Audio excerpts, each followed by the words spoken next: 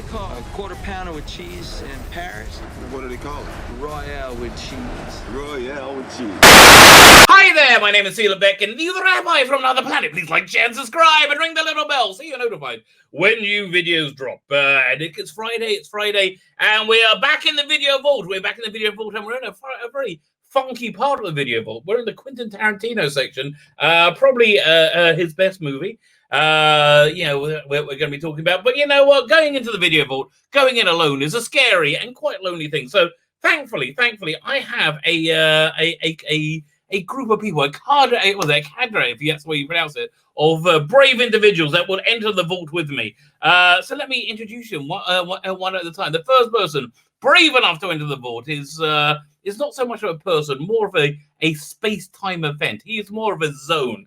And he's a zone that's bigger on the inside than the outside. Here's, of course, the Tardis zone. Noel, how are you? I was actually doing well until you said Pulp Fiction is probably Tarantino's best. I think you're forgetting. Well, I think you're forgetting about Reservoir Dogs because that is an absolute. I think this is his best movie, but we will talk about it as we go along. Yeah. You know who's good to talk about movies with? You know who you really need when you talk about movies? You need a bit of a geek. But I love our audience, right? Our audience is the best audience in the world. And so I'm not going to get a regular geek for them. I'm not even going to get a big geek for them. I'm going to get a mega geek for them. Mega geek, how are you? I'm okay. You have to keep inventing new ways of introducing us. Coming up with these deadly little intros. Here's the thing. I pray 3 times a day, and it's a very codified prayer. You know? It's 19 blessings you say identically every day, and you've got to find new ways of approaching it each time. So for me, it's no problem, especially when I've got such strange and inventive people to enter the video vault with me. So that our next person entering the vault is, he's more of a state of being. He's more of a state of being, and he's achieved a state of being, but he did it wrong. It's a bit problematic. He's very 2020. He's a bit problematic. He's also a white male, probably part of the patriarchy. I wouldn't trust him. Don't look him directly in the eyes. He will succumb to you. It is problem being. How are you, sir? I'm so not 2020. I am the antithesis of 2020. You are not 2020. Somebody else who is not 2020. I would say is somebody. I think this movie I introduced last week as being what I think is the most religious movie of all time. It's I will call it my most religious movie. And so I am thrilled to have another person of I can't remember. He's gonna tell me. It is Father Chris O'Miller. What's the word I'm trying to think of? Ecclesiastical. That's the one. Oh, God. I just said that before the stream. But I said bollocks is an ecclesiastical word. Thank you. Oh, I was going to say you only pray 3 times a day. I got to do 5. What? You Muslim?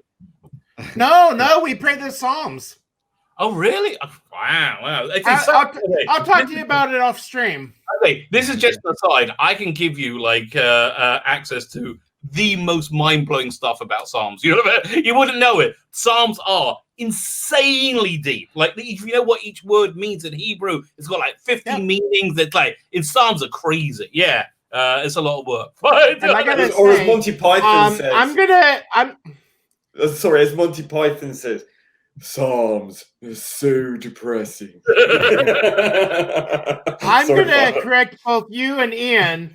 My favorite Tarantino film, and I'm going to use the cleaned up version, is Inglorious Illegitimate Children. I think Jackie Brown is better. Sorry. Listen, I think it's very hard to kind of pick his favorite because I think Pulp Fiction, Reservoir Dogs are the same kind of level, and then you get Inglorious, which I won't say because we got Father here, and I don't want to be disrespectful. Rabbi's used to me having a potty mouth, so Rabbi's got one himself. Hey, I've streamed with you enough. That was a great movie, and what's the other one as well? Yeah, Django Unchained. I mean, that is sensational. I mean, look. Kill Bill. I love Kill Bill. Yeah. that one. Listen, he's got a very, very impressive resume. He's a That's very why I impressive think Death Proof is probably the weakest one he's done. Death Proof, because that's like 2 movies in one. Well, It's yeah, like- that was not. He doesn't wasn't his count that as movie. one of his 10 movies. So yeah, That we was, got one more movie left, and then he's probably moving to streaming service on Netflix, or he's going to do more. Who knows? Who knows already? But fine, let me explain to you why I think this is the most religious movie I've ever seen. you had a religious experience watching it. No, all right, well, okay, sort of. Yes. Samuel L. Jackson's journey, isn't it? Like the No. awakening. No. No. Okay, so I have a this is my worldview. I'm going to try and encapsulate it for you. So I believe in God. I'm a religious guy. So I believe God is like this multi-dimensional entity, infinite entity, right? And I believe that God communicates with us constantly if you're interested in listening to what God says. And the way God communicates to you is by weird events in life, or just events in life. Events that can mean something specifically to you. And you can either choose to see it or not, or you listen. Or I could just be being delusional. Synchronicity. I'm sorry. Yes. Synchronicity. Yes, but not just that. I believe God also has a personality, and God has a sense of humor. So I just rewatched this movie. Like I finished watching it about 20 minutes ago.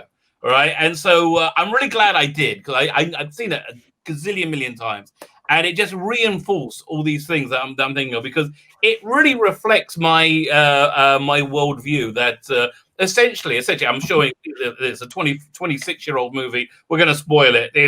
Essentially, if you look at the plot in a linear way. Both you have Samuel Jackson and John Travolta. This is like very pared down, but they both experience a miracle. They experience something that is absolutely a unusual event, a miracle that saves their lives.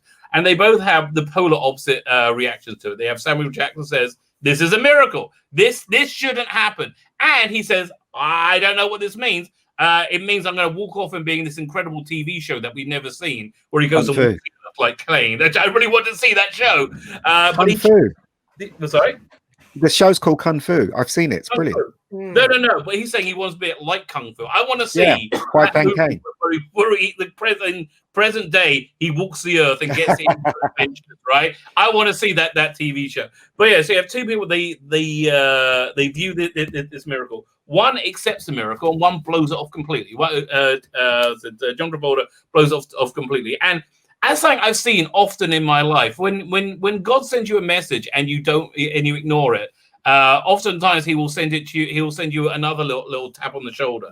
And again, I'm not proselytizing. Whatever you guys want to be, I may be delusional. I may be reading into events, but this is how I view life, right? And I'm happy for us to have different worldviews. So John Travolta's character gets another little jarring message when that evening he nearly kills his boss's wife by accident. Or he doesn't really, but we get in a situation where he will be blamed for the murder and killed himself. And yet still he blows it off. And then the next day, essentially, he's dead. He's killed. He's finished. That's the end of his journey. While Samuel Jackson goes off to walk the earth like Cain. And so, adding to that, the bizarre sense of humor, which just so works for me in on many different levels. Is again the kind of stuff I see in my life quite a lot. Like quite. You see people getting shot. No, but the thing that really makes this that really brings this into a different level of reality is they take the gangster stuff and they put it in, and they mix it in with the mundaneness of life. The little mundane, Bonnie situation. He can't get those towels dirty. You have the petty little sniping at each other, and then again on top of everything, you've got Tarantino's voice going throughout the thing. And I think this is just a expression of sheer unrelenting talent when he's really in a good place in his life. And I'm not sure how much is him, how much is his director of photography, his cinematographer, but this is a technically just freaking perfect movie. Like every shot is framed gorgeously, and you know, I can tell him switching the lenses out and going, going for a dolly shot, going different things there. But the question is was it him? Was all of it him? Was it Roger Avery? Because Roger Avery went through a horrible thing with him, didn't he? He wanted Roger Avery's name to come off that script, and Roger Avery wouldn't give it to him. And there is a rumor that Roger Avery wrote half that script and didn't really get the full credit he got. His name is certainly on the Bruce. It is, yeah, but they wanted it off.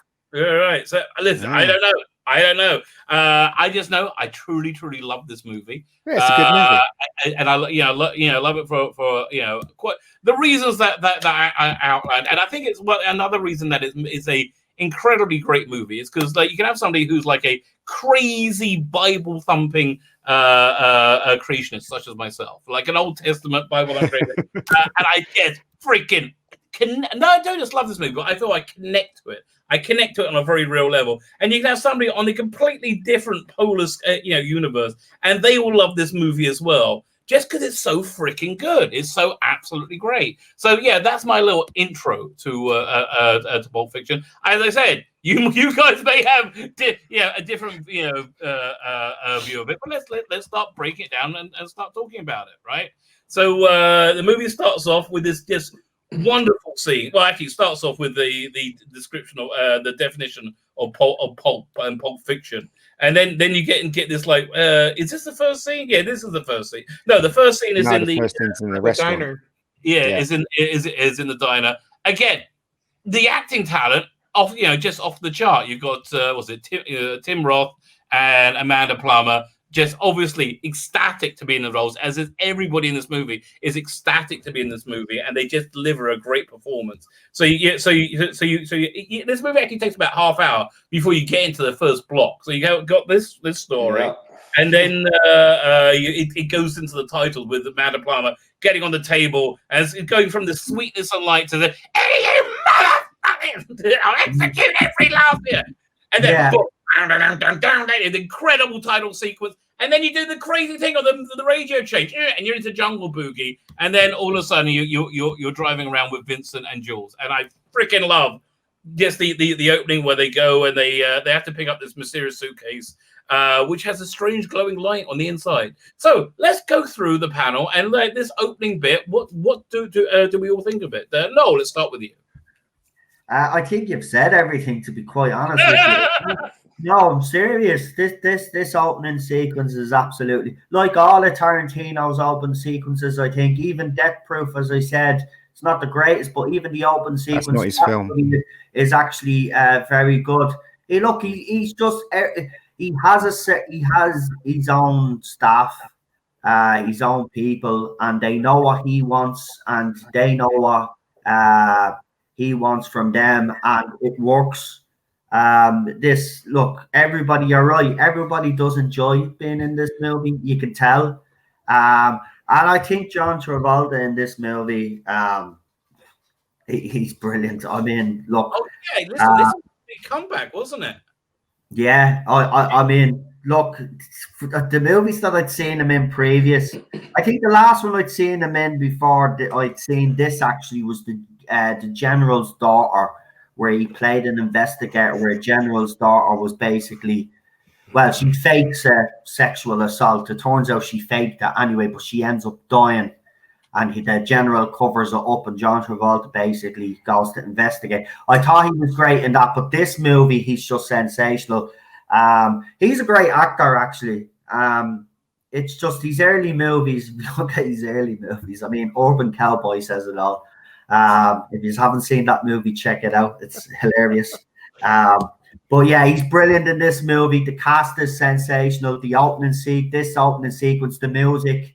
I mean, even when she gets up off the table, she goes, as you said, the line, "I'll kill every last motherfucking money," and that's brilliant. I even love the soundtrack. Listen, I went out and bought the soundtrack at the time. I love Tarantino. I love anything that he does. The man said he was going to retire though after a certain amount of movies. I do think he should. You know, don't go to Netflix, mate, because you'll get into the no. It'll get I think he is. He said he's not going to do. He's going to do 10 movies, but after that he'll say, "I'm going to do streaming stuff. I don't care. I'll do something else." But he said he's planning on doing. I'd like him to do. Yeah, I'd like him to create a TV show or something. You know, his wife just died, though, isn't it? Oh, really? Yeah, Kelly. Yeah, Kelly Preston. Kelly Preston. What did she die from? I know. Oh, it's John Travolta's Breast cancer, I think. Yes, it was. Yeah, so he's not in a good place. Yeah, Preston, yeah, and his son passed away a few years ago as well. That's right. That was, So you know he does such a great job in this movie that when you get about an hour in and they start the twist content, you forget he's a dancer, right? You forget, and then because they start twisting and all of a sudden he's on his toes and like, whoa, that boy can move, right? Yeah. But that's just because his performance is so. I love him in this movie, and I think he works very well with Samuel L. as well. But I do. I think he's very underrated, to be honest. If you look, well, you know, okay, to give you an idea of where his career was before this movie, the last movie he did before this was Look Who's Talking Now. Yeah, that's the one we should be reviewing next week. Thank heavens I'm gone. I think that one and part two, the last one was actually ridiculous. But yeah, you're right. His career was on the wane. But this is the thing about Tarantino. He looks at things like that, though, when he's casting. If you look at most of the cast, even the guys here, they weren't big. They weren't big. Well, he elevates all of these. I mean, look at your man Christoph Waltz, for example. Right, absolutely. Where he was literally, yes, he did do films, but he was literally a nobody. And then he stars in the Tarantino movie, and then he's everywhere. He elevates people. He makes careers. Get the best out of you. Even if you're a mediocre actor, he will get the best out of you. If you're an actor or an actress out there, and Tarantino asks you to be in the movie, grab it with both hands. Because it will define your career. It truly will. I mean, anybody that's in the Tarantino movie ends up winning some sort of an award. So it's good to be in a Tarantino movie because he understands cinema. He understands his audience as well, which is great. And I know he's been criticized over the years lately for, you know, some of the racial slurs that he puts in his movies. And he has been defended. And I know he's been defended by Jamie Foxx and all that. He doesn't need to be defended. As he said himself, he's just highlighting what it was like back in the day. And this is the type of language to use. If you're offended by that, well, tough shit. Tough. That's the way it was back then. He's highlighting it. So he's showing us so we don't make the same mistakes again.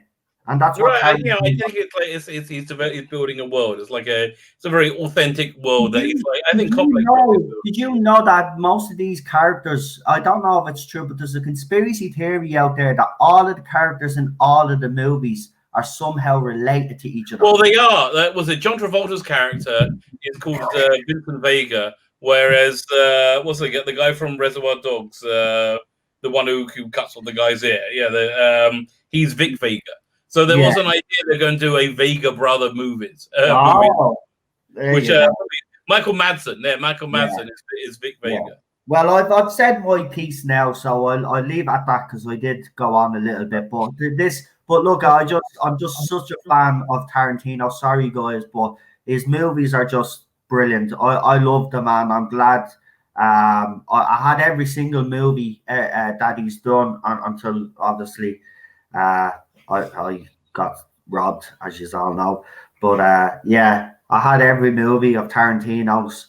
Love them. I'd sit there and watch 2 or 3 movies a night. Right. Well, did you watch the last one, Noel? I haven't seen that one yet. Oh, I'll send it to you. Is that the Hateful Eight, is it? No. That's Once Upon a Time in Hollywood, which I really enjoyed. I haven't seen that one. I watched the Hateful Eight a few weeks back, but I can't remember it, to be honest. So Hateful Eight strikes me as that should have been a miniseries. That should have been a Netflix show because it's so freaking long, right? Yeah. And I think they could have put more into it. But I think that's why I would like to see him go to like streaming services, just because it gives him a longer narrative. Anyway, Maggie, what's your thoughts on the beginning of this movie? I do like this movie a lot, but watching it again, Right. I don't know. I felt. I don't think it's aged well, personally. Well, I'm enjoying seeing everybody smoking in restaurants and everywhere. No. It's I not missed that. No, it's not that. It's the idea of long dialogue scenes. And because we're so used to Tarantino now, because when I first saw this movie, I thought it was fantastic because I saw it in a packed cinema and people laughed at every joke and everybody was enthralled. But I kind of, when I watch it now, I kind of think, this is typical Tarantino. The dialogue's too long. They talk about complete nonsense, stuff like that. So the first scene is a really good scene. But it's still the trope of Tarantino, isn't it? With the dialogue is really, really long, and it really leads up to something else and stuff like that. I like that. Yeah, I like his dialogue. It is. Yeah. No, I totally agree. I'm just saying, I think this film's fantastic, and I like the opening scene. I thought it was really good. But how I feel about it now is completely different to how I felt about it when I first saw it in about 10 years ago. Because it's because we're so used to Tarantino stuff now. Do you know what I mean? You know where he was coming from when you're watching this. He invented his own genre, essentially. Yeah. But the opening scene is great. I love the music that he uses for the opening credit sequence. Very, very simple. He has the Pulp Fiction come up, and then Pulp Fiction is going away from the screen, and they have the names over the. And then I love the bit where they tune out the radio, and the radio goes and it swaps to another song. It's really very clever, very, very clever movie. Yeah, that's what I thought anyway. All right. Problem being, what's your thought? I very much agree with Ian there. I remember watching this years and years ago, and enjoying it a great deal. It wasn't really my kind of thing then. And it certainly isn't now. It's got great on-screen chemistry. The acting is superb. The music is great. The cinematography is excellent. The changes of scenery, the segues are really great. The dialogue, I think, is where it suffers the most, and the pacing is really, really slow. And there's so much banal, inane chatter. And it just drags and drags. Again, I just love hearing that dialogue. I love it because I know it's all Tarantino. But it's also self-aware, and it just seems so contrived and really when you look on back, the nose. And I think it has aged badly. And it's so self-conscious, and it really narks me, and it really takes me out of it. And I spent so much time looking at watching it today. I spent so much time looking at the time of this thing, going, how much longer? I had the exact opposite response. I was watching, going, damn, I like this more than I liked the last time I saw it. I'm just like, I thought, now I'm over the shock value or shock factor of like, wow, what's going on? I'm really looking at it as a movie. I was actually enjoying it more. I was enjoying the dialogue more, which is again. I think the plot is just so damn silly. I mean, I get it. It's not meant to be taken uber seriously, but I mean, the opening scene is fine. It just seems to go on too long to establish a scene which could have been done in half the time, I think. Again, I think this is frame by frame. I wouldn't touch a frame in this movie. I freaking love it. Yeah, but for me, it's kind of like trying to sit through Empire Boardwalk, or no. Boardwalk, I love that too. No, not Empire Boardwalk. Boardwalk Empire. No. Yeah. But I think Problem being is right. It's very self-aware when you look at it now. Because obviously, when you first see it, as a Problem being said, it smacks you in the face, and you think this is a great movie. But now you look at it because you're so used to Tarantino's stuff, it's very, very self-aware. And I agree with Problem being. I think it suffers from high art pretension, and I think that Tarantino is being an auteur. This is not pretending. This is genuine art. I have to strongly disagree with you. That's fine. It's not pretending to be art. This is art. This is for me. It was making my eyes dry out. It was just I can say it's Vive la différence. Tardis. You know, Yes. I can say. Father Miller, where do you fall on this? Well, you know, as I said last week, I tried watching this 20 years ago, and I hated it. I actually stopped watching when they had the OD scene and the needle into the heart. But this time around, but this time around, I loved it. I still skipped the heart, the needle to the heart thing. But you know, I don't know if this will come up, but Samuel L. Jackson seems to fit into a certain character throughout all of his recent movies. If you remember I think one of his first movies was Coming to America, where he plays the robber. Yep. Right, yeah. And you kind of got a taste of what we were hoping for at the end of Avengers Infinity War, where he's starting to dissolve, and you know he's about ready to drop the F-bomb. Right. Yeah. Now, also in this picture that you're seeing, I don't know if you know, this is UC Santa Clara, and their mascot is the banana slug.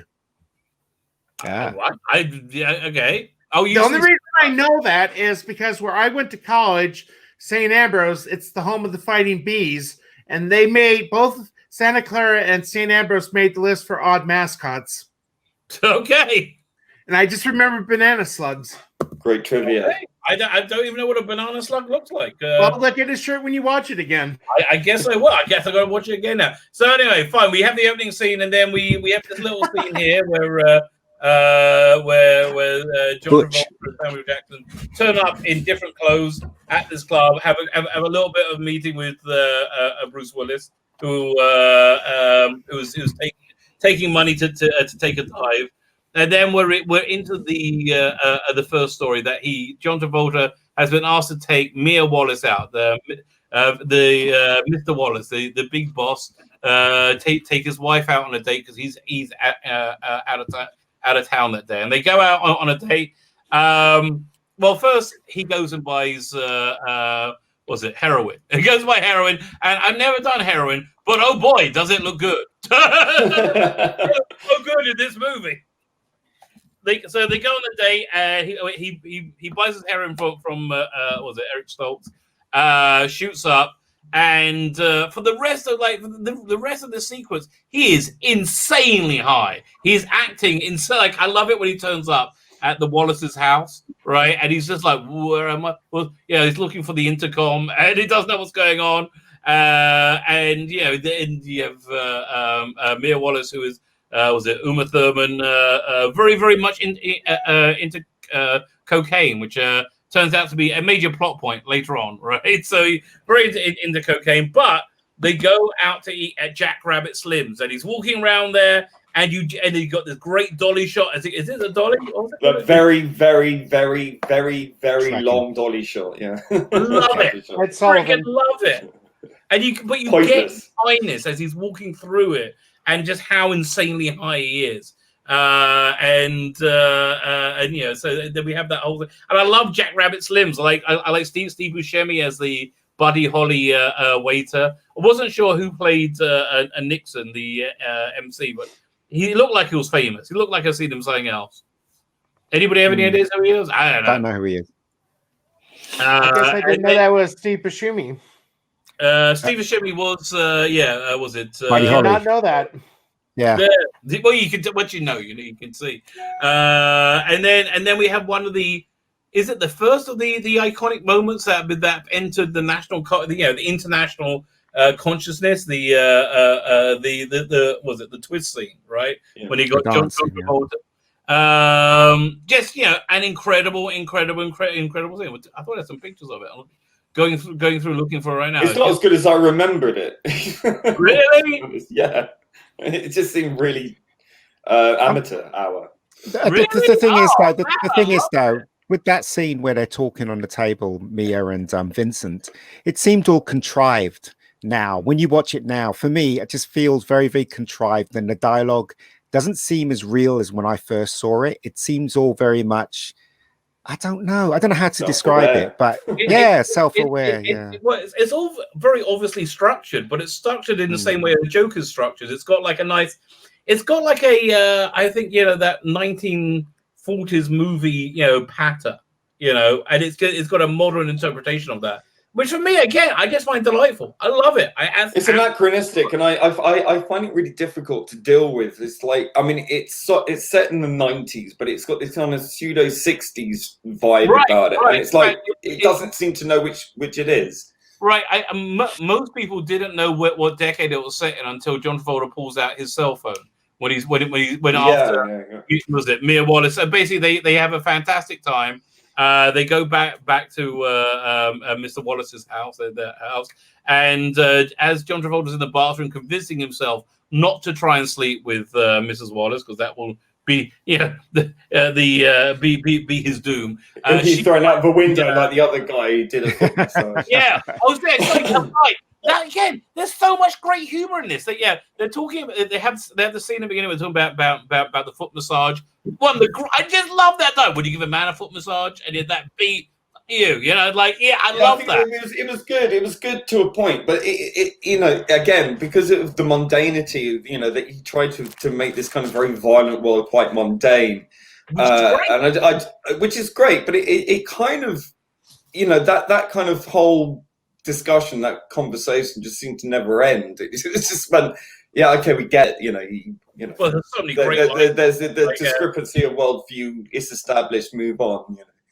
But there's no point with saying moving on because I'm enjoying the banter anyway. But because this is Tarantino's sense of humor, which I think gets shines through.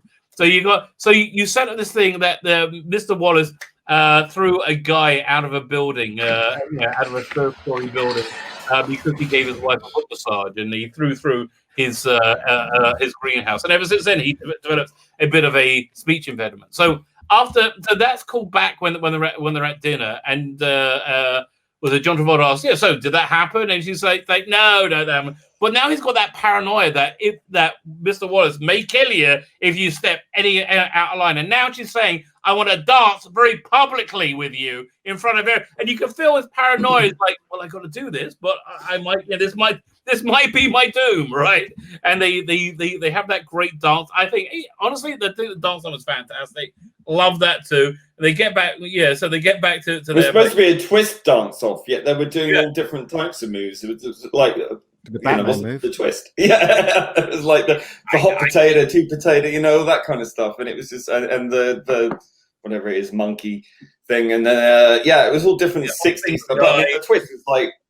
That's not twisting. I think obviously they did enough of it to win because they come back with right. And then it's a long movie, stuff like that, which I like as well. So anyway, she finds his heroin, mistakes it for cocaine, snorts it, and has an overdose. Right, and then you're back in there's like the needle, like, and he's like, oh my god, my life's over. Right. So then he has to rush to Eric Stoltz's house, who for some reason is his friend and will see him. Rabbi, you skipped one of the greatest bits is when Vincent and Jules go to visit those kids. We did that. You skipped that scene. No, you didn't. You skipped it completely. We didn't even talk about that where they shot at them and no bullets went through them. You've just skipped a major scene. That was included. Okay, fine. That came later, didn't it? No, he shoots the kids. He shoots in the beginning. That's at the end of the beginning. But the bit where the bullets miss them, that comes later on. Yeah, the bullets miss them. You go back to the guy with the gun who's hiding. And then, but they have the kids. They execute. I love that. Yeah, okay. Again, another great scene. The execution style. I'm sorry, Mega Geek. What did you want to bring up about it? No, I was just pointing out that you missed that scene. That was an iconic scene with the. I could just sit there with the script, he's preaching from the Bible, the furious anger speech. Yeah. And he doesn't deliver it well. I didn't say. Do you know what? Right, I thought was really well directed. The scene when Mia's taken the cocaine when he's in the bathroom. And then the next, you see her going a bit crazy, and then it fades to black, and then it comes back to her where she's dribbling the white stuff, right? And it's just on her, and then you don't see Vincent Vega at all. You hear his voice going blah blah blah, and then you see the hands reach up on the screen and pulls her out of the frame. So you never see Vincent Vega. You're just focused on her when she's definitely drifting out. You're right. That's a really good direction. There's lots of great direction in that, where the camera just kind of keeps you. Like that scene at the beginning where we're about to go into the teenager's apartment, right? And they go, "Oh, we're early. We have to step over here." And the camera stays there and it pans over to them as it's kind of just waiting. Like, wait, let's go into the scene. No, we have to wait for them as it pans over and they have that little conversation about I can't remember what it was that he's got to take out. More banal stuff, yeah. Just get on with it. Go on. But I love that. The banal stuff is just awesome. I love that. I mean, he did pick up a lot of stuff from other directors. Like, for instance, the scene when they're looking for the needle and Eric Stoltz goes into his bedroom, but the camera just lingers outside the bedroom with the door. So all you see is just slit of the doorway, and you see him inside running up and down looking for the needle. That's taken from that horror film, Rosemary's Baby, isn't it? The director who directed Rosemary's Baby, I can't remember. Right. Yeah, so he does kind of pay homage to other directors or rip them off, whichever way you want to see it. But it's a well-directed movie. Right. So and so then we have the scene that Father Miller can't watch, which again is the way he plays with you, the way he plays and builds it up. Where you go, like, he sets up what he's going to do, and he's got the needle. And that count to 3, right? He's put the little magic marker on where he's got to stab it into, and that count to 3 as the tip of the needle goes from blurred into focus, and you see the drop of adrenaline come out, and that tension, it builds up, and he's just pissing around with you. It's like telling a good joke. He's telling I have to say as well, there's a scene where you see heroin being drawn into a needle and the blood going in and then pushes back out. Oh, yeah. And it's a close up, but it's got bubbles in that. Now, if you were to put bubbles into your bloodstream, it would kill you. So that was also, you guys notice that you never see the needle go into her. It just cuts to her face, and you hear the sound effect. You don't actually see the latest scene with Bruce Willis, where he's got a samurai sword. You never actually see the blade go into anybody, and everything's done kind of just out of frame. Yeah, like, the Hitchcock thing, isn't it? Yeah, he copied from Hitchcock, didn't he? So like the Psycho thing. Here's a question: did he copy from it, or did he just suck in so much of this stuff that's what comes out? Whatever you think is the right answer. I think he's very, very acutely aware of what he's doing. Of course he is. That's what makes him Tarantino. Something else I like about him is that he breaks just about every scripting rule as well, right? Like on a technical level, everything's wrong about this movie. Not really. You got how they move the time frame round. They do that in novels all the time. What was that? They do that in novels all the time. If you read loads of books and stuff, they do that all the time. So it wasn't anything new. It was new at the time for movies, but if you read novels, famous novels, they do it all the time. So he just kind of picked up from that. I could see everything that he's picked up from. But as I said, it doesn't take away how great he is as a director and a filmmaker. He really is terrific, a terrific filmmaker and a writer too. Yeah. I mean, did the script win? Did it win Best Oscar or something, or Best Movie? One Best Screenplay. Best Screenplay, deserves it. Yeah, it does. Who knows what was out that year? Fine. So anyway, so we have the scene where with Jack Rabbit Slims, we got the adrenaline shot. Does anybody have anything they want to chip in about this? I love Uma Thurman's. I love anything Uma Thurman's in. I think she's fantastic. And she was great as being completely dosed out by my, and the bit where she sort of recovers and she's just like yes, and she's just like what the fuck, and she's fantastic in that bit. That recovery scene is really, really good. Yeah, she is. And the bit afterwards as well, when he takes her home and she's not bitter or angry or anything. She's just like, just like not talk about this again. Yeah. Right, let's never this again ever. Yeah. And also it does. I mean, I've been to LA loads of times, and the places they shot in LA in that film is typical LA. Especially the way it's lit. LA is not a glamorous city. LA is a very lower middle class city with like a little bit of very, very rich people. But basically, like these crappy little apartments that Bruce Willis's character lives in. Yeah. Yeah, you see that in Cobra Kai and these with the little sort of outdoorsy space, you know, but it's all gated off as well, and it's got like a little garden thing. I mean, it's quite cute, really. But yeah, I wouldn't want to live there. Yeah. No. Meanwhile, Ving Rhames lives here, and that looks pretty nice. I could go for that. Yeah. Okay, so that's interesting, that scene, because the woman that he's with doesn't look like Uma Thurman. Maybe she wasn't available. Yeah, I don't know if it's like moved on, she's gone. If it was her or not. That was Uma Thurman. She was just. It was. God, it didn't look like her. Yeah. I'm pretty sure it was her. Interesting. Yeah, so am I. I'm pretty sure it was her. It was just, she wasn't. Did you know that Ving Rhames, was it Ving Rhames? Yeah. He played Kojak in a TV series. Really? Yes, he did. I think it was 2 seasons. He played Kojak. Yeah, he got 2 seasons out of that. I think 2 seasons or 1 season. Yeah, he came in and apparently he read for. Did he have a lollipop? No. It's not Kojak, then, is it?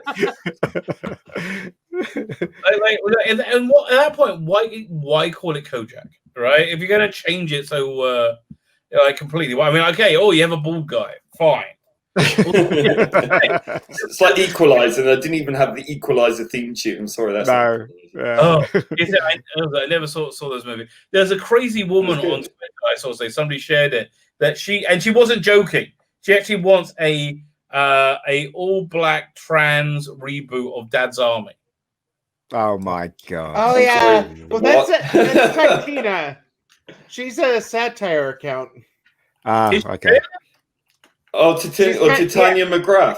She's a bit too silent. Oh yeah. That's a brilliant parody account. There's a brilliant because it's a guy who's behind it, but he hired a stand-up comic to take Titania McGrath live to do his comedy skits. Brilliant. Watch it on YouTube. It's fantastic. Comedy Unfiltered or something like that. I can't remember what it's called.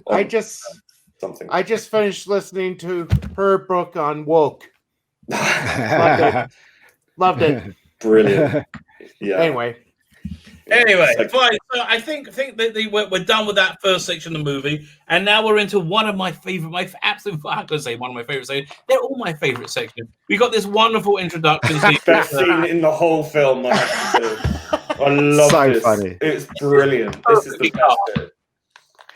It's amazing how they got someone like him to say that dialogue about putting a watch up your ass. I think he was very excited to say. Yeah, it's funny. But this sets up the theme for this segment, which is when men suffer together, when there is a bonding that happens between them, right? Yeah. That is the entire theme of this entire segment, right? Because this is exactly what happens to Ving Rhames and Bruce Willis. Yeah, for the whole section. Right. Yeah. So, but again, just one of the greatest scenes of all time when he comes. It must be in late 60s. He comes to meet young Butch, and he says, he gives him the history of that watch, which then makes it completely understandable what he does to go and get that watch back. Yeah. But okay, another thing that I love from this whole section is his ditzy girlfriend. His ditzy girlfriend, who is always got to calm down no matter what's going on and make her feel good about herself. I think we've all been there. Haven't we? Do you know what? I thought this was the weakest segment out the whole film, especially when they were talking in their apartment. That just went on forever. I remember being in the cinema going, "Oh, come on, hurry up!" And they just spoke forever in that apartment. Yeah, this is the main problem with the film. I think it because you want the snappy bits to really snap, but you've got these lagging moments, and I know it's sort of character and dialogue, and it's all kind of important, but it does seem rather superfluous when it goes past a certain point, and it just does drag. I mean, the bit in the cab was quite good. I like the cab scene. Of it. Yeah. They got they have the longer version of the taxi ride as well, which was a better version of it, right? It was a better But I hear what you're saying. All this stuff could have bits cut out of it quite easily. I mean, what was he actually saying to his girlfriend in that scene in the apartment? He wasn't saying much at all. But again, It was just an excuse to show Bruce Willie's Willie. his little, what was it, pot belly, you know? But what it was, he was. I think that I found a quite, pretty authentic. I think that was a pretty authentic, situation that many people find themselves in. Yeah, with again, you gotta. Well, I mean, obviously not when they're being chased by gangsters to find their gold watch, which their father and their grandfather passed down to them after he's promised to throw the fight and then clearly change the odds of the betting and then make more money. Decided to not only knock the guy, he kills him, but he doesn't realise he was killed. But then he makes a shitload of cash out of it, which is obviously set up. But he didn't realise he killed him, though, did he? No. He just ran off, didn't he? And it was the lady in the cab that told him. So what is it like to kill a man? Yeah, that was all weird. In fact, the whole cab ride thing probably she was getting off on it. I mean, this story picked up obviously when they're in that place with the gimp and all that. That's second where half the story of the movie picked up. really does pick up. Yeah, absolutely. But that comes completely out of left field. He gets his he goes back to his apartment. He gets his watch back, and then was it John Travolta. Had left his gun sitting on the counter, and he stopped himself a Pop-Tart, right? And it's the why would you make yourself a Pop-Tart when you know that they could arrive at any minute or they could be there and you just want to get the watch and get out? Because what they wanted was the Pop-Tart to come up and then shoot him. You know what I mean? They wanted that dramatic moment. But it was such a setup, it was so clearly a setup to do that scene, and that kind of thing annoys me. It's like it goes against the narrative, it goes against the character's desperate need to get the fuck out. There is putting a Pop-Tart in just so he can have this scene to take out the guy. Stupid things in the middle, middle of these things. Because people do stupid shit. No, did we lose you? No, he's. I don't know what he's doing. He's got his thing on mute. Just my Twitter account has been suspended for no reason whatsoever. What did I tell you? Your advice. Mr. Tardis reviews, and the rest of them now are sticking the R in. I'm in the process now of creating a new account. They're not going to send me the little twat. So challenge it, Noel. Challenge it. Trust me. I can't. Here's the thing. They haven't even given me it. They haven't even said. No, you have to look it up. You have to look it up yourself. They haven't sent me an email to tell me why I'm suspended. They don't. The reason you're suspended is because you're a victim of targeted harassment. That's why. Yeah, you get report bombed. So I'm just going to set up a new one. There's no point because I'm not going through all that effort because they haven't even sorted Lee's account out. So I'll just set up a new one. It takes about a month. Yeah. I don't know why they think it's some sort of victory, this smug little. No, again. If they think it's a victory, that they have to silence you, and they're that scared of you talking. It's not a victory. It's not a victory. Because we're going to pop up now in a minute and wreck their heads. I've got their little tweets there. I'm going to put them up. They're not getting rid of me. So it's as simple as that. They want to live with it. You go, Noel. The fact that I'll deactivate my account. Actually, that's what I'll do, and I'll set up a new one. Anyway, back to Butch and Vincent. Back to the movie. We'll leave Noel to his Twitter drama. It's not Twitter drama. It's just idiotic. It is idiotic. Yeah. Well, welcome to my world. Oh, and can I just say, I would prefer to watch Fox Force 5. Oh yeah, that sounded interesting. That really sounded. That sounds really good. To me, that was like I can see why they passed on that. But now looking at it, you can tell that was Tarantino's idea for Kill Bill, wasn't it? Because he had those characters in Kill Bill, didn't he? Yeah, so there you go. Very true. Very true. Right, so was it Bruce Willis and Ving Rhames end up here? But then it's got some classic lines in this scene, hasn't it? You know, bring out the gimp. He's sleeping. You know, it's such a great line. Creepy. Yeah. Doesn't do very good for LGBT representation. No, it doesn't. I watched with my son when he was about 13. Right. Oh, do you know what? Do you know what? I love the scene where Bruce Willis is driving and you see this, what's his name? Ving Rhames walking down the road with McDonald's. That's so funny. Yeah. And again, there was another great bit where, like, so he runs over Ving Rhames and he gets hit by a car, and they're both like, yeah, they're both all messed up from a car crash, and that breaks into a like cripple chase. I think is how you would limping down the street, horribly. Yeah, this is where the film really sort of picks up for me, and I can start to kind of really enjoy it. It's the pacing so much better. Yes. Right, and so they wake up. Listen, just crazy. Again, all this stuff makes you laugh so much. I know, it's kidnap, gay, rape, and that sort of stuff. But it's done very funnily, was it as another great piece of direction when they're doing the eeny, meeny, miny, mo to decide which one they're going to rape first. So they go, and they drag that out for ages, right? And then when they finally land on Ving Rhames, the camera moves, boom, so he's in the center of the shot. I just thought, another fantastic piece of. I love the bit where Bruce Willis goes out and he goes upstairs to try and he's going to run, but then he decides to save him and he sees those weapons. He picks up each weapon, doesn't he? Yeah. Which one is he going to use? It's progressively better. It goes from a hammer to a baseball bat to a chainsaw, and the chainsaw, and then he gets the chainsaw. You go, yes, there's a chainsaw, and then he looks up and you don't see it at first. You just see the reaction. So so that must come from Tarantino's love of those Japanese movies, right? Films, yeah. Right.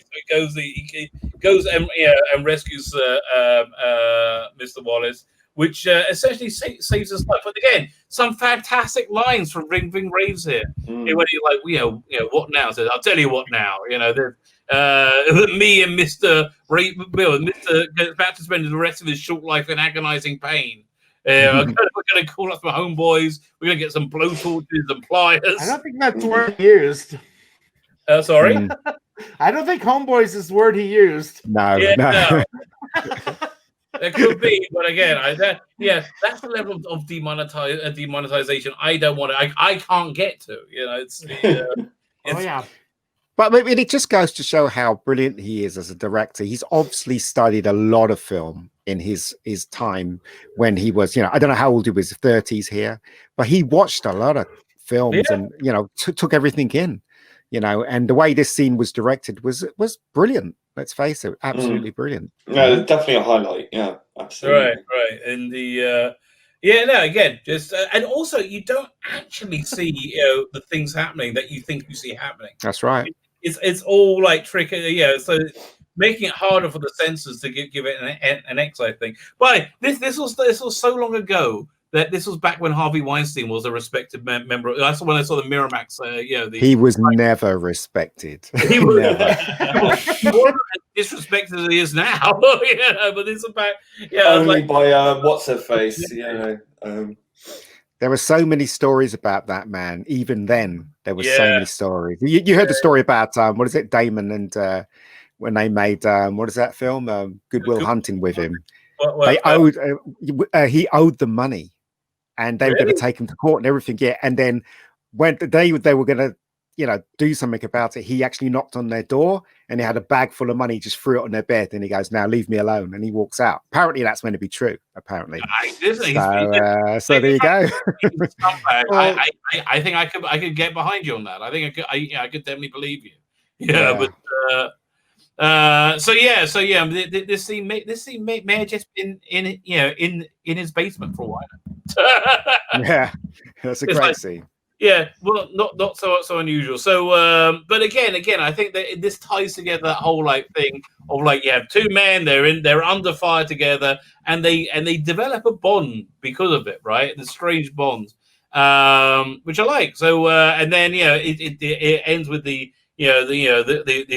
just great lines. He goes and gets his ditzy girlfriend who's got to calm down again. Zed, like, the bed lady, Zed, dead. Do you know what I like about? It's not a motorcycle; it's a chopper. And you know what I like about this film, though? You can never second guess it. That's what I like about this film. He does things that you never ever guess. Like sometimes you watch a movie and you go, "Yeah, that's going to happen," and it happens. But with this film, when I was watching it, I never thought that this was going to happen to those two. Ever. Yeah, do you know what I mean? It's very left field.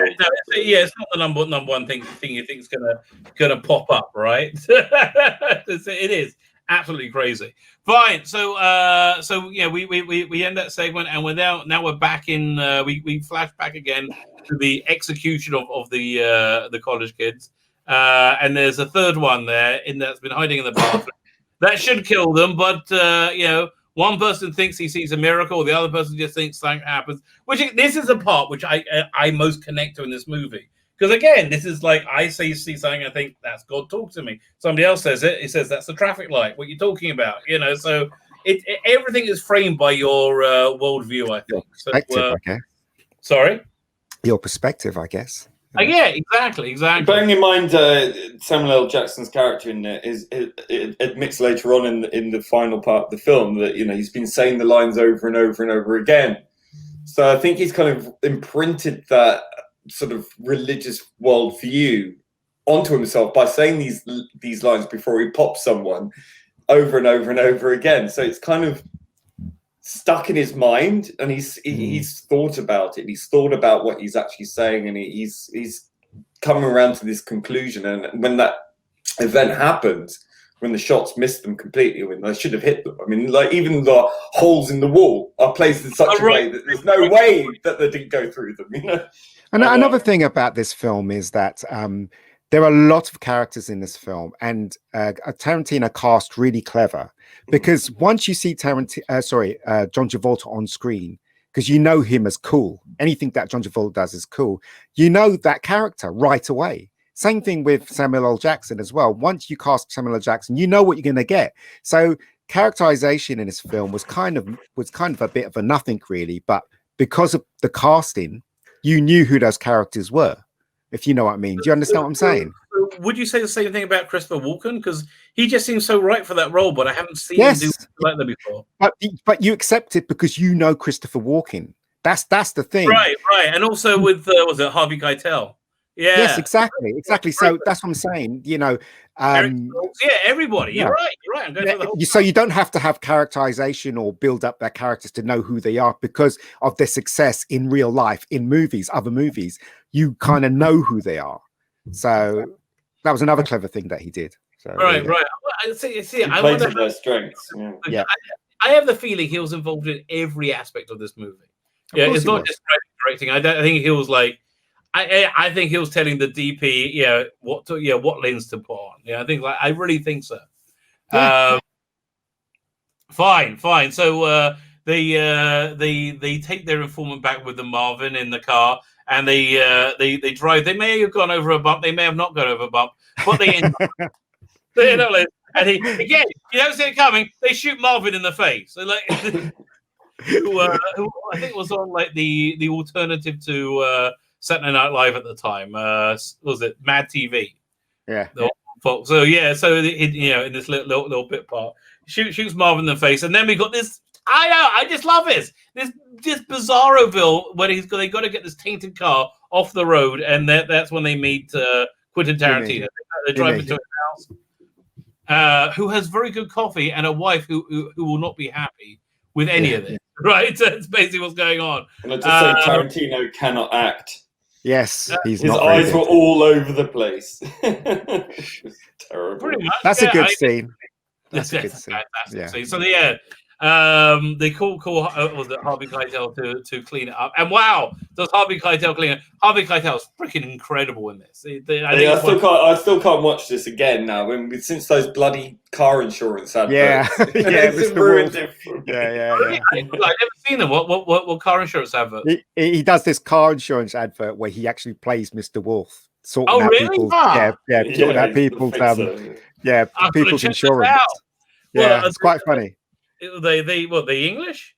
Yes, an English advert. Yeah. Oh, I gotta check it out. Okay, now you're reminding me of they had a really good advert for the British Gas Company in the late 80s, and it had Star Trek one, had William Shatner in it, like specially filmed it. Do you remember that? No, I don't remember that one. On YouTube, they were really good ads. They were. Right. So fine. So now, if you ever accidentally shoot somebody in the face on the way home from a double murder while retrieving a mysterious suitcase that may or may not contain somebody's soul in it, depending on what other fanfares you've looked. Well, what are your theories on what was in the suitcase, or just gold? Just looks like gold to me. It's probably a gold bar. Or a couple of gold bars. The theory that I always liked was that was Mr. Wallace's soul was in there. And and that's why when they shoot people, you get this like the same kind of lighting effect, And but he took it from another movie, don't you? No, he took that idea from another movie. It was another pulp film shot in the 40s or the 50s. Oh, really? I can't remember what it was called. Yeah, he took it from another movie. All the stuff that you see in this film is a homage to a lot of different movies. So there was this black and white film, and I can't remember what it was called. And there was something in the bag, and in the suitcase, and everybody wanted it. At the ending, you never find out what's in there. And Tarantino just lifted it for this movie. So, if somebody could tell me what that film was called, then I can't remember what it was called. But I saw it on BBC Two one night. So. Oh, really? It's there. It's there. Isn't that the essence of what Pulp Fiction is? You take exactly a lot of eclectic stuff that's been around, and for me, I just think he's using these as as paints as a palette to create this. Yeah. To me, he was the person that said it was okay to do that, because when people used to do that before Tarantino, people would say, "Oh, you just ripped off this and you ripped off that." But then when Tarantino came along and he used everything that he saw in movies on VHS, whatever, people accepted it. They were like, "He's just paying homage." Well, it's interesting. And that word was used a lot. The combination of the case was 666, wasn't it? Yeah, right. That's the other thing. What about George Lucas? I mean, like those Star Wars movies. There's that first Star Wars is an eclectic mass of but Kurosawa. What George Lucas did paid homage to the Flash Gordon era. That was a lot of years ago. But when you talk about Tarantino and you watch Japanese films and stuff, you can see where he gets his stuff from. And when you watch some classic movies like that movie I just mentioned with The Case, that's a classic movie, but for the life of me, I can't remember what it's called. He lifted it from there. As I said, when Tarantino hit Hollywood, everybody realized that paying homage to films was the way to go. And then they started copying Tarantino as well.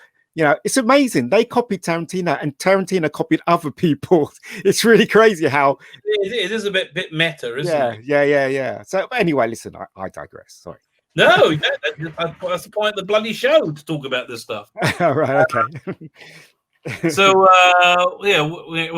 so they got to get rid of their tainted clothes, and they get rid of the body. They get out of there before Bonnie comes home. The body situation, because I just love that fantasy bit where they imagine her coming home and they're like carrying the body and he's like.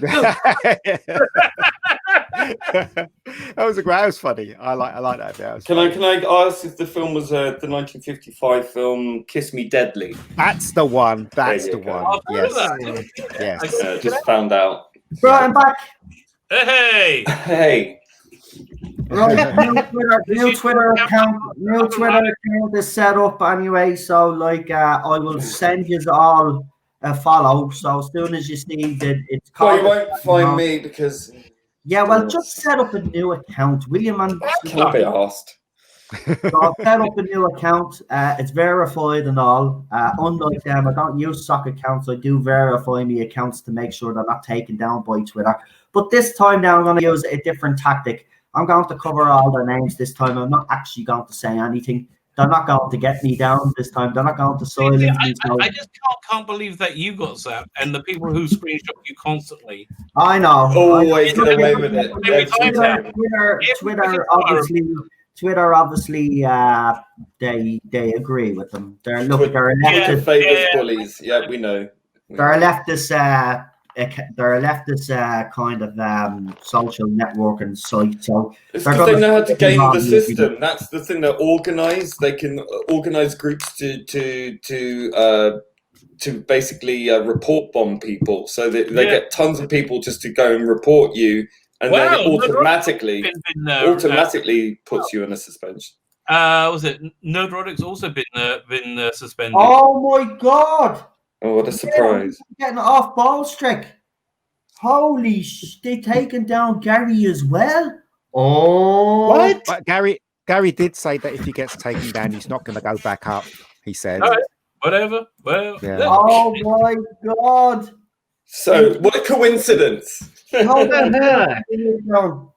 a coincidence! Yeah, it smells fishy. So, me and Gary, so don't be surprised, Rabbi, if you fall next. I got other two accounts that I use. Well, and it's not a sock puppet account. It actually has my picture in the It's funny. It's actually funny, right? I'm not actually mad. They think that I'm going to be mad. I'm not mad because it's as easy as you suspend one account, I deactivate that account, and I set up a new one. So okay, the reason they think it's a big deal is because they live on Twitter. Because they lie, they're losers.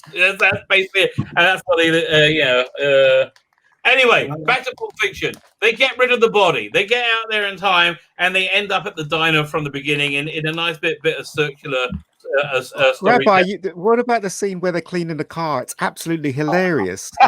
when they're picking up all the little brains, and in the cinema, I was killing myself laughing. It was. Samuel Jackson said, John Travolta was like, I'm a race car in the red. That's all I'm saying. I mean, you have a race car in the red. I'm Superfly TNT. I'm the gun of the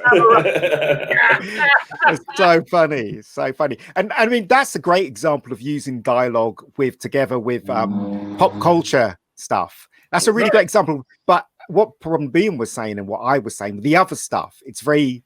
I don't know. It's very self-aware, but that stuff, that bit with the car, I mean, Samuel L. Jackson in most of the scenes, he chews up the scenery. He really is the standout. This movie created his career. I mean, it's not that he was a slouch, but this is the movie where he he became like the A-list actor. Yeah. And he became synonymous with the word motherfucker. Father. John Travolta is really good in this film as well. I mean, we must say that John Travolta. I mean, Bruce Willis is Bruce Willis, right? He does his thing, but John Travolta really was very, very good in this movie. He'll never be as good as he was in Moonlight. Reinvented himself to a great extent. So then we get this scene, which I guess is a kind of a coda. When he's where they're at the diner, and Samuel Jackson has this life-changing revelation while holding a gun to Tim Roth's head. Again, that whole bit with Amanda Plummer going from the badass criminal to say she needs to pee. It's brilliant. This is my second favorite scene in the film, and for me this is a real high to end on. I think this is a really good scene. Again, that last bit where that closing frame where they put the guns in the pants and the music and they close it's fantastic. I mean, honestly, I think this is a masterwork. I like Tarantino's work. This is, I think, for me, it's his best movie. Other people are just let's I agree. To the panel. And no, are you with us? I am indeed. I'm still here, yeah.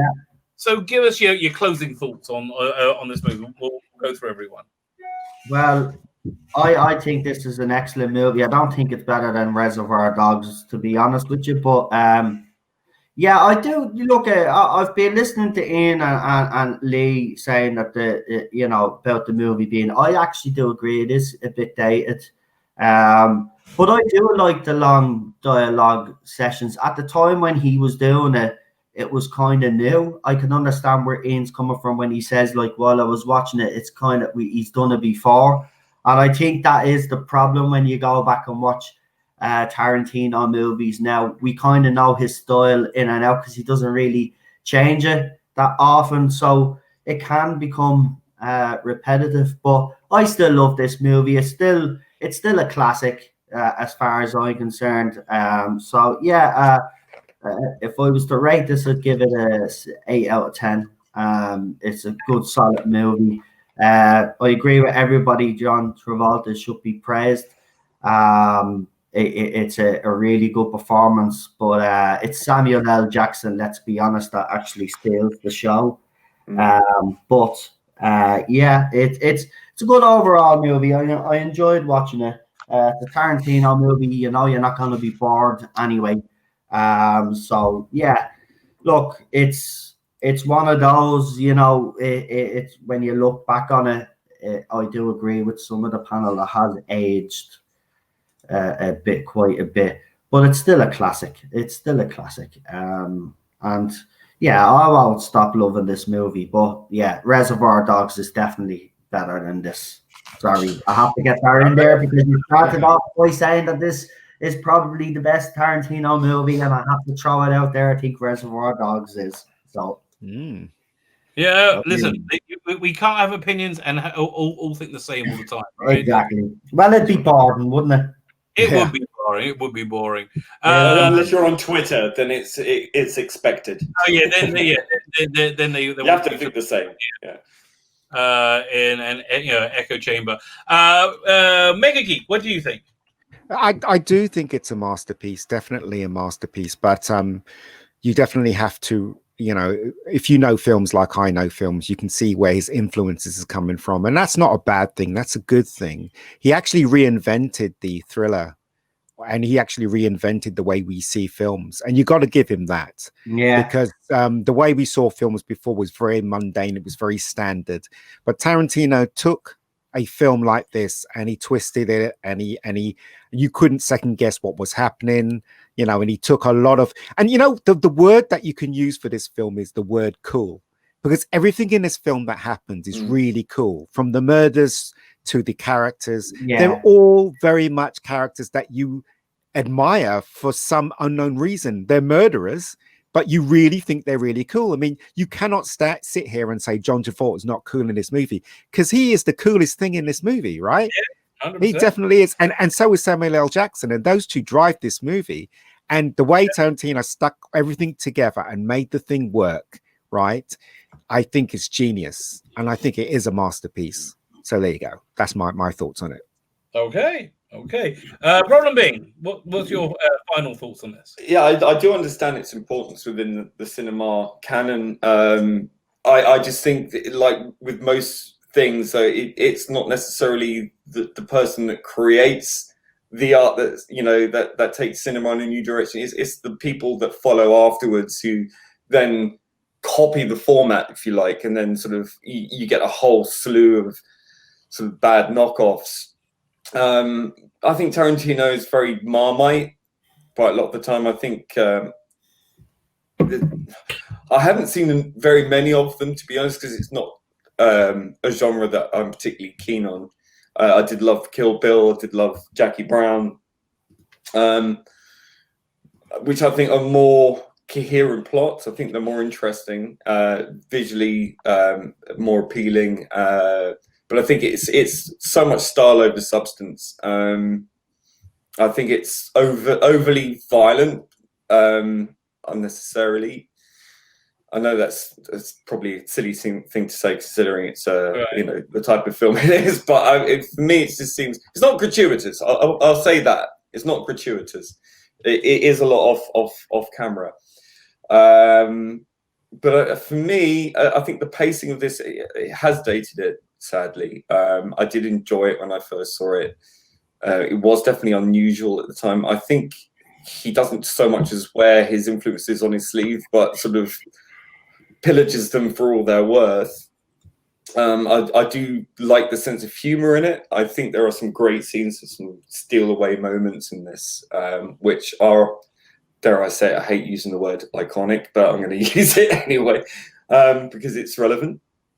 I think, you know, it definitely did a lot for Travolta's career and Samuel L. Jackson's career. Yeah, certainly did. Uma Thurman is fabulous. I would like to see more of her in it. That's pretty much it. I think for me, Tarantino is very hit and miss. All right, very good. Father Miller, what was your final thoughts? Well, like I said, I was kind of dreading watching this again when you first mentioned it, but I want to watch it again. Like I said, maybe it's been 20 years and I've matured since I first tried watching it. I would say my sense of humor has deepened since I first watched this. I think it's brilliant. I mean, outside of the one or two scenes I skipped. Yeah, I'll give it a 9. Wow, yeah, high praise indeed. Okay, so I think this one, even though I had a bit of a wobble at the beginning, we kind of liked it. We definitely improved. The second half definitely improved. Yeah. Okay, so I have an eclectic choice for you guys for next week. Where should we start with? Let's start with the science fiction offering. And I know what one of you thinks of this. That's behind door number. It's not gravity. It's not gravity. No. Okay, that's door number one. He's determined. And now we're going to see door number 2. I'm telling you, that movie is worth a second watch. Behind door number 2, it's something a little bit different. There you go. So, dear. Okay. This was going to come up. I knew this. Right. Okay. If you're asking me which of the two I would prefer to watch, I'm going to be out straight. I'm not watching Pacific Rim, so I'm going with I'm going with the Bill Murray movie. I really like this movie. He's great in it. It's just I do have this on DVD actually. Well, be a pal and give it a vote. Be a pal. I vote for a Life Aquatic. Oh really? I'm surprised how strong it is. Yay! Thank you. Father Miller, what's your vote between the two? Oh, I don't get a vote. Okay. I'm coming back. I say Life Aquatic. Life Aquatic? Oh wow. Okay, and then problem being. Yeah, it's going to be. Well, his vote doesn't matter now because it's straight down to anyway. Well, I voted for it anyway. I mean, it's got a great cast and it's Bill Murray. Listen, I've only seen this movie once when it was first released and it was on a dodgy copy. So I'm actually looking forward to watching this properly. So I'm being honest. As I said, dodgy copy. I don't remember much, but it's Bill Murray, and you know it's going to be an interesting performance. So I'll be looking forward. So these are the two movies that I was going to put up against it. I thought I'd do something different from it. But I was going to put up two similar movies. I was just going to show you what could have been to give you an idea. We had this movie. Ever seen it? Yeah, I haven't seen that one. No. I have. It's okay. It's okay. And, Long time. And while we're in that, and we have this movie too. So I actually like this film. I know it's very good. Yeah, it's weird, but it's a good movie. Boys, but next week is the Life Aquatic with Steve Zissou. Freaking love that movie. I say that the way I choose a movie is I go, what am I kind of in the mood of what I took to watch in the near future? So like that's something I haven't seen for a while. We'll throw that one. Fine. So I want to thank you all for joining me in the Dank Dark video vault, which with the first halfway into the vault we were a bit dodgy, but the second half we were kind of happy. Second half worked pretty well. Thank you all for coming. Please, everybody, go down below. You'll see in the video notes everybody's channel. Wait, we're not allowed to boot because I've got something new on my channel. Oh, go ahead. In fact, you know what? Actually, yeah, I was going to say that. Like, you know, you should let us plug Okay, All right. So I've got a movie I made 10 years ago, and it was our first venture into shooting on digital, and it's called Bad Day, and it's a homage to all the 70s cop movies with British actors. And I've got Claire Goose, she's in it, Donna Ayre's in it, Sarah Harden from Girls Aloud is in it, Robbie G from Snatch is in it. So it's an hour and 32. If you've got hour and 32 spare, go to my channel, Rebecca Gold channel, and watch Bad Day, because it's actually it's very violent. So go to the link. It's down there. Go watch it. You look, Friday night, you want to watch a movie? Oh yeah, I'll be excited to see it. And once again, you know, I noticed from the thumbnail you have 3 very attractive leaders holding guns covered in blood. But don't you recognize them? They're TV faces. Claire Goose used to be in Casualty. I left England. I left England like 25 years ago. You know. Yeah, I know. I can't remember the last time I watched Casualty. No, I never watched Casualty. Right. No, is there anything that you would like to inform the world about? Yeah, well, every following your video vault, we have the Tardis talks every Friday, where I open up the forum to everybody, and we basically talk about whatever is hot at the time. And of course, I stream every other day as well, and we do other stuff. We've got Star Wars Mania coming up next month. Cool. And we've also got the return of the Doctor Who, New Who, and Classic Who stream-alongs soon as well. So we're looking forward to them. So plenty on the Tardis Zone. And yes, I've got a new Twitter account. Check it out. It's still the Tardis Zone. You'll find that I'm actually in the process of following everybody that I was following that I can remember off the top of my head. And so if you get a follow, it's me. There's a video to prove that it's me. I've left a little video to prove that it's me. So yeah, follow me Twitter. You can find me on Parler as well, where they don't block people. And yeah, that's it really. So yeah, enjoy. Very good. Father Miller, do you want to? How come you big screen the Mega Geek and you didn't big screen? I knew it. I tell you. I know you're Mega Geek, but you don't need the whole. There you go. Not too late now. I said everything. I'm only taking pulling your leg. So this coming Saturday, I have a stream. I don't want to get up. So this coming Saturday, I'm going to be doing a stream, hopefully with Odin's movie blog, Lady Gravemaster, and Bounding into Comics. We're going to be kind of talking faith and fantasy, mixture of pop culture and our faith. Cool. So hopefully 10 o'clock Central morning. Do you get Rabbi on for that one too? Yeah, I just thought, I'm looking forward to watching it. That sounds really cool. It does. It's the first time. Sorry? It's our first stream. Okay. Fantastic. Go to the link below. Click and subscribe to everybody. Pardon me, you don't have a channel to subscribe to. So what? I really don't. I'm currently still enjoying my Twitter suspension. Notice I don't get a big screen either. But hey, joke. I don't care. There we go. No pressure. I'm not here to promote anything. You will find me dallying around on Noel's Tardis Zone. Yeah. You find us various things. You're on everybody's channel, right? I am a channel whore. I hop around.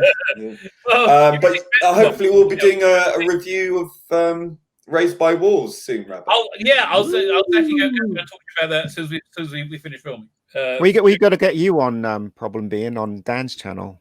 Definitely. Yeah, definitely. Yeah, I was on a very, very, very interesting conversation. It was actually a great stream.